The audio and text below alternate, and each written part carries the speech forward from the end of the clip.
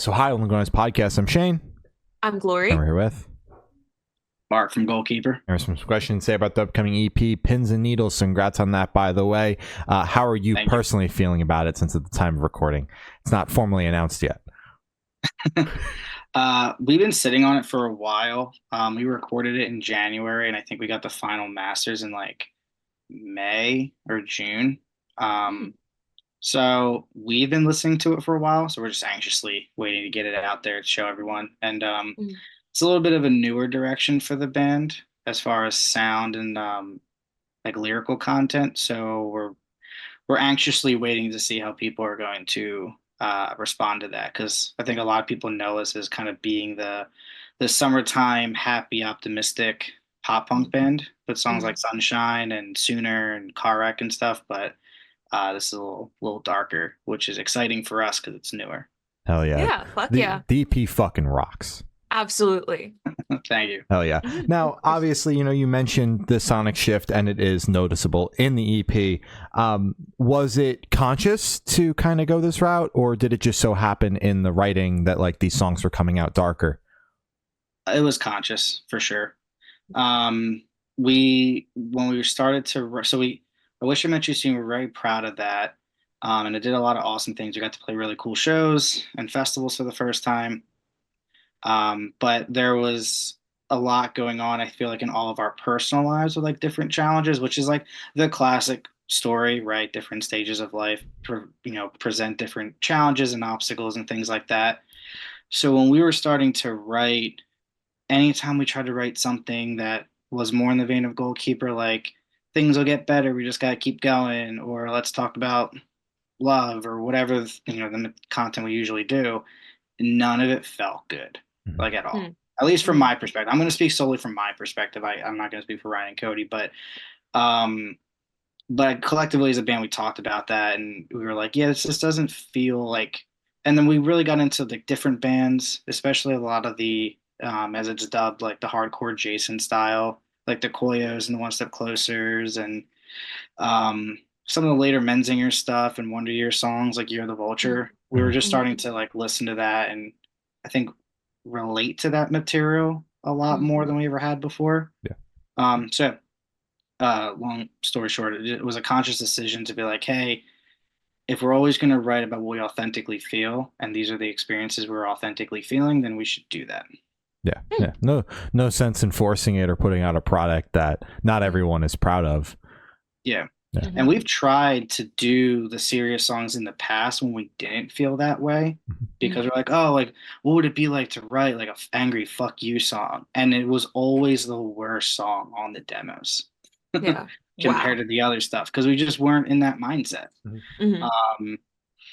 But this time, those ended up being like the best songs. And plus, for us, we got to be a lot more creative musically. Like you guys heard on the EP, like there's a lot of different dynamics vocally. There's different stuff in guitar that I was really excited to get to do.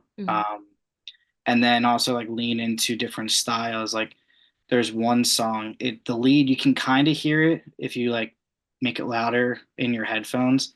But me and Nick, we worked on this like Death Cab for Cutie style like lead. But it's like a buried like textural lead, but like when I hear it, I'm like, oh, that's not just a pop punk band that we were like influenced by. Like that's a band like no one's ever heard a Goalkeeper member say. So. Yeah. Hell yeah. Now also curious, like, was the plan always when you guys started writing out the gate to do an EP, or did it just so happen that, these 4 songs made the most sense together in a package? We were going to do an EP.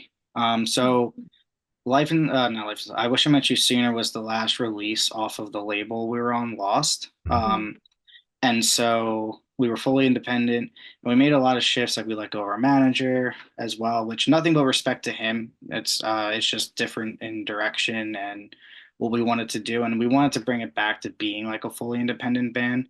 And because of this shift in like sound and like lyricism, again, we didn't really know how people were going to take it, and so we're like, let's give like a taste.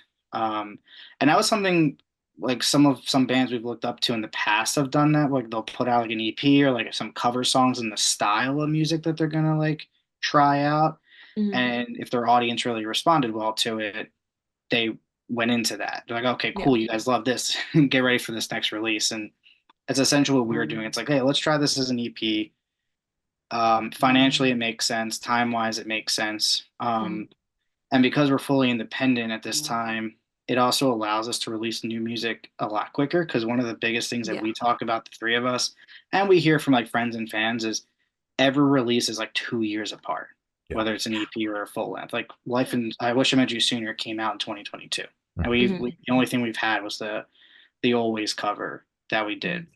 So, but we're already planning to go back and record another EP in January. We are recording a new song with Pat from House and Home and Will Beasley, who mixed this record, this weekend. So, like release day of Oh, Black wow. Hole, we will be in the studio recording another song that'll hopefully come out early 2025, like January or February time. Hell yeah. That's exciting. Love it. Hell yeah. Mhm. Yeah. So is there any meaning behind the EP title or cover art? Yeah, so Pins and Needles, the whole, I mean, you can hear it from like the lyrics, especially in the first two songs. It's all just about anxiety and the anxieties that we feel. We've been a band for so long, and anyone who's been in a band, whether and at any stage of success, you'll always hear them talk about that anxiety of growing the band and getting opportunities. When's enough enough? You know, do we keep going? Are people sick of us? Should we try something new? And then on top of just those stressors of being in our band, just because we're so much more that we want to do, and we're super appreciative of everything we've done, but there's obviously so much more we want to do, especially to keep this train like rolling. But then there was a lot of anxieties at home because the last couple of years we spent around 100 to 150 days a year on the road, which created a lot of problems at home naturally, and not like in the sense of problems, more in the sense of like me leaving my wife to take care of everything. And actually, like one of the tours, like we lost one of our dogs that we had for majority of our relationship, and like 3 weeks later I was out on the road for like 2.5 3 weeks. So there was a lot of like that sense of guilt too, and like Ryan and Cody have their own personal stuff at home. So it's like, okay, here we are, we're out here, we're living our dream, we're pushing this band, we're trying to do this that we want to do. But there's also this thing of like, do I have to be here because like the stuff at home really needs my attention right now? And like we're growing as a band and we're accomplishing a lot of things we want to see. But there's also, again, like that level, like how much farther we keep going because we keep taking time away from home and there's stuff that we need to take care of. But yeah, we're out here. And so it's just that constant battle of that, and any band, again, any full-time touring band will tell you they feel the same, they feel the same feelings of just like that. I'm trying to balance this part of my life that is like my love and what I want to do for the rest of my life. But then there's also these other important areas to me that at times often get neglected, and you feel that, and then, you feel that pressure. So the EP artwork, which hasn't been announced yet, it's actually like a black hole within like broken glass. And so that kind of signifies that idea of like a very, like not weak foundation, but a foundation that can break at any point. Yeah. Gotcha. It takes so much work and so much time for all three of us when we're at home to make sure things at home are tough, and then we also still have to make sure when we're doing the band stuff, like we're taking care of our parts there to keep that going. So you always have to be on your game. It's a lot of pressure. And again, like I know there are bands that are doing bigger things than us that feel it 10 times more. So, and this was something like we talked to a lot of the people we look up to and who we've gotten to work with, like when we share these experiences and these emotions, like they're sharing their own personal experiences of like of them, and these are people who are in career bands, like paying their bills and supporting their families with it. So, Absolutely. but the Black Hole album cover is just a really dope picture of the three of us that we thought was cool. Hell yeah. Fuck yeah. But our friend Kevin Mahoney from I think we mentioned him before here from Hit the Lights. He's produced all of our previous releases, and it didn't line up that we could bring him to produce this one. Mm-hmm. But he has an art page called True Love like PGN. So Mm-hmm. he does a lot of art for like Teenage Wrist, 408. Hmm. He's in the band Joywave, so he does the art for that. So for Mhm. us, it was like, hey, we can still. He's been the homie since day one, so Yeah. it was a way for us to incorporate him into the project once again. Oh yeah. That's wonderful. I'm so happy you're still able to do that. Yeah. Yeah, Oh yeah. he's the man. Fuck yeah. So can you tell us a little bit about your writing process for the EP? Same as always, get in the room, make a lot of loud noise. Hell yeah. Straightforward. Straightforward. We get a lot of our friends say we need to modernize ourselves and start learning how to like record our own demos, but Nah. nah. Nah. We have we do the same process where so Cody's really come into his own with lyric writing, and so is Ryan, like especially pushing themselves to touch on emotions that we just have not really touched on before, and to Mhm. make sure it's done in a way that feels genuine and the listener can have an understanding like, okay, I truly feel what this band is going through. Yeah. Um, and so we'll all do our personal work, and then we'll come in and be like, oh, I had this idea, I heard this song, and I think we can do this. And then we just face our amps and the drums together, and we just make a lot of noise in a rehearsal space until something sounds cool. And if it makes us wanting to jump around at practice like we're playing a show, we're like, all right, Mhm. we're on to something good here. So, Yeah. and then we have to give another shout out to our friend Kevin Folk, who has a studio near us, Warm Body Studios. He's been a friend of ours for over a decade, and the I Wish I Met You Sooner and this record, he gives us his studio space, and I mean for super cheap, and we get to just go in there and work on these songs like we're actually in the studio preparing for it. So we track Yeah. them officially, work out leads, vocal ideas. He like helps, like the end of Black Hole, how it fades out to just Mhm. Ryan singing. That was Kevin's idea.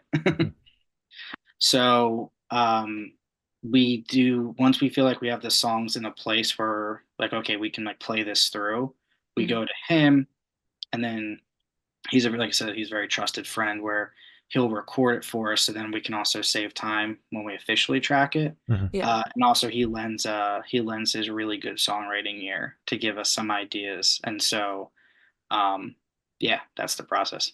Gotcha. Oh yeah. Fuck yeah. So what song off the EP took longest to write, and which one is your personal favorite? Uh, Salem Weather was the longest to write. That one was the first time we, bands will tell that story of like, oh, this chorus had so many reiterations and we changed Yeah. this and shit. We've never really had that. And we've Mhm. changed lines and moved stuff around like anyone, like, but we've never had like, hey, we're on like the fifth chorus of this damn song. Yeah. So uh, that was the that was the longest to that took the longest to write. We just couldn't get the chorus to match, like to say what we wanted to say. And again, going back Mhm. to that authenticity of touching on these emotions, Mhm. that had to hit home. So, Ryan came in with an awesome like melody idea, and the opening chorus is I don't know why I have hope. Like he brought that, and we're able to really work that. We finished that chorus the night before the very last day in the studio. Like Wow. we just went to Ryan's apartment all day and just Mhm. worked on that fucking chorus. Goddamn. Wow. So down to the wire, like Down to the wire. literally. Yeah, down to the Wow. wire. Okay. And so I think for a lot of reasons that's also my favorite song. Okay. I think Black Hole definitely has like I can already hear like that's gonna have like a lot of energy live, and we've tested it with some of the shows we've played this summer. Mhm. And it seemed to go over really well. Well, as Mhm. well as a new song that no one has any idea what it is. King can Yeah. do. Um, but Salem Weather, I think, is my favorite because one, we do a lot of that cool stuff I was telling earlier, like with the texturally. Mhm. That's my favorite bridge we've ever written, hands down, across every release we've ever done. Mhm. Um, and again, because of how much work we put into it, and then it to come out exactly the way we wanted it, is like Mhm. the most satisfying. Like, all right, awesome. Like we really, because there was even talks of like, do we just not put this on the EP? Yeah. Oh wow. because like we're just not able to figure it out. Like, is this, or are we not able to figure out because it's not good enough? Mhm. Yeah. Hmm. And yeah, obviously we just looked at ourselves like, no, let's just finish Like, come on, do it. it. Yeah. Yeah. Yeah. And in your last answer to the last question, I just wanted to say Black Hole is my favorite. And I'm so happy that you guys were able to get that like not vocal isolation, but kind of just where it's just the vocals at the end of it. Yeah. That shit just scratched like a little part of my brain. It is incredible. I fuck so heavy with it. I love it. Hell yeah. Now we always thought the back half of that chorus was super strong. And so shout out to Kevin Folk for having that idea. And I fought him Yeah. on that so hard. So What? oh my God. Because you know, some people are better writers and some people are just they just need to stand out of the way. And that was a moment I just needed to sit down and shut up. So Trust the At least process. you acknowledge it, you know? oh yeah, I mean, if these guys let me make all the decisions, I didn't want Sunshine to ever come out as a song, and like we see what that did for us. Yeah. So, Yeah. yeah, I just gotta trust. Just shut up. Gotta trust the process, man, you know? How it is sometimes. How it is. So for this question, I want you to pick your favorite lyric off the EP and tell us the meaning behind it. Okay, so going back to Salem Weather, in the second half of the chorus, you hear a line that says, "Bring it back to the way I used to believe.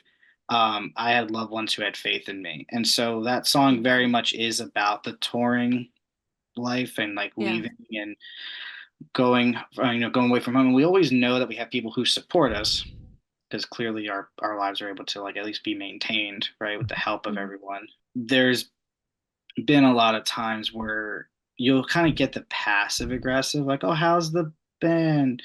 Mm. So you're going out again?" And it's like, I thought you like supported, You're still doing the Yeah. band thing. You're still doing the Yeah. music thing.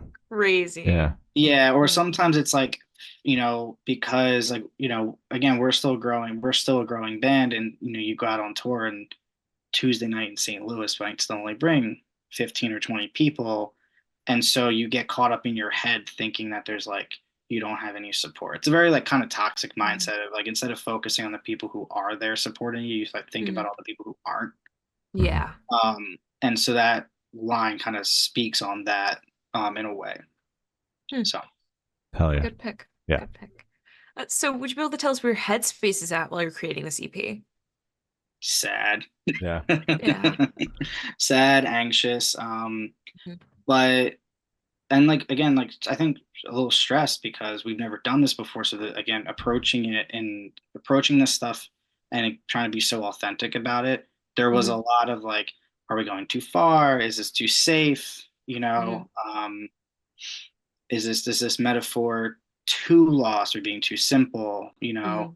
Um, I want to do this. Cody wants to do this. Ryan wants to do this, and so we were all kind of trying to gather where we were personally, bring Mhm. that tight together, and Yeah. then create, which that was obviously like a flowing process. We actually like Mhm. wrote, we were on tour with that band Neutral Snap, and Telltale at June of 21.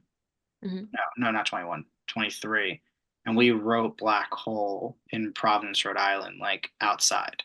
God damn. Whoa. Um, and so like we were like forcing ourselves to kind of always work, even on Mhm. times where we typically wouldn't. Like on the road, we don't write as often. We're kind of like Mhm. hanging out and like exploring Mhm. because Mhm. when are you ever going to go to like Chicago again potentially? Exactly. Yeah. Um, but we kept pushing ourselves to work, and so that ultimately helped as well because we just never let ourselves get like stagnant. Yeah. Hmm. Hell yeah. That's All good. right. So how do you recommend your fans to listen to this EP for the first time? Should do in the car with friends and talk with headphones on? Is workout EP, party EP? What do you personally recommend? For the first time, I don't think it's a party EP like our previous stuff. No. No, I don't know if you guys are bringing the party vibes this time. um, Honestly, I think just like this is the most fall record we've ever released. Mhm. Everything's Yeah. been summer released in fall. Like this is the most fall like winter record, and it's coming at an appropriate time. So Mhm. I think once that first fall day, like there's fall days kick in where it's like 60 degrees, you're in a hoodie, you have your Mhm. window cracked, and like your radio just too loud. Mhm. Yeah, that. Yeah. Yeah. You want the whole neighborhood to hear the first listen too. Yeah. Yeah. Exactly. There you Fuck go. yeah. Fuck yeah. And this one should be super, super quick off the top of your head. I want you to describe this EP for new listeners in 3 words, no more, no less. Mm, Hmm. cathartic, Okay. big, Hmm. honest. Yeah, Wonderful. those are good. Yeah. And in that same train of thought, is there a certain feeling or emotion you want listeners to have while going through the EP? Whatever comes to their mind. Yeah. Just Honestly. anything. Yeah. Yeah. Because that's another thing we've adopted is we don't the previous stuff we'd always be like, this song's about this and it's supposed to generate this emotion and this is what we were going for, but we want you to, if you hear a song and it reminds you of a happy time, sick. Mhm. If it brings you to like if like I said, if it makes you kind of express an emotion you were trying to get out for a while, sick. We want to be able to have like 100 people listen to this EP and have 100 different responses and emotional responses to it. Yeah. Yeah. And if the average listener goes in like with the headspace that you guys had, which is like, we're touring, we're not home, things are happening, like it's not super relatable for like the average listener. So it's more so like, that answer of like whatever they can take from it is probably the most valid answer. Yeah, and honestly, I feel like even that stuff like that's like specific, but I think we all know what it's like to to work too much, to be away at school, Yeah. to try to find that, having that balance of like how do I selfishly take care of myself and live the life that I want to live, but I also know that there's these other people or these other responsibilities that do need my attention, and like that inner mental battle that we all struggle with in some capacity. 100%. So I feel like that's like the overarching theme, and then how that fits into you as you listen to it and you reflect on, your life and your situations. Like if that, however that connects, is what's awesome for us. Absolutely. Damn right. Yeah. And are you able to touch on any particularly challenging or standout moments during the creation of this EP, positive or negative? The negative, I think, again, I'm not going to talk about Cody or Ryan just because that's like their stuff to share. But for me, they would, yeah, I think so. If anyone who knows my wife and I, our animals like are our children, and so our one dog, when he passed away, he was battling like kidney disease for like 5 years, and when I tell you like we were taken to every specialist. We had the highest insurance policy, so we never had to worry about like a $12,000 emergency surgery, like doing it in, Yeah. And anyone who's lost a pet, it is rare that you get to the day where like, I know this is the day. So like everything happened super fast, emergency situation, and we ultimately had to make the decision. And that was like my wife's best friend. Like, all the videos and the pictures I would get on tour of her and him hanging out, watching TV, going for walks, having like that emotional connection where it's like, hey, yes, he's a dog, but I feel like he gets me. Like we're the same person. Like if he was a human, because even the way like she wrote about it, like online, it wasn't just like a pet. It was like you were like my partner, basically. Yeah.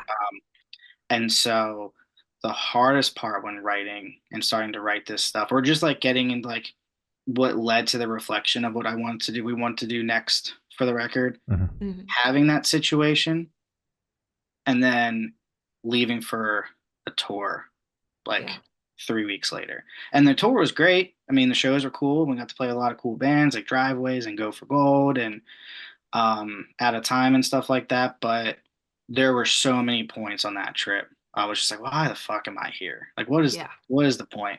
I don't need to be here right now. I could be home, like, grieving and being with my wife and being the supportive husband. But, and then that made me like really open my eyes. Like, damn, like, she's super supportive. Cause like any other, I don't want to say any other, but you could expect it's like, hey, we just experienced this loss in our family. The last thing I need you to do is to go on tour that's not paying the bills yet.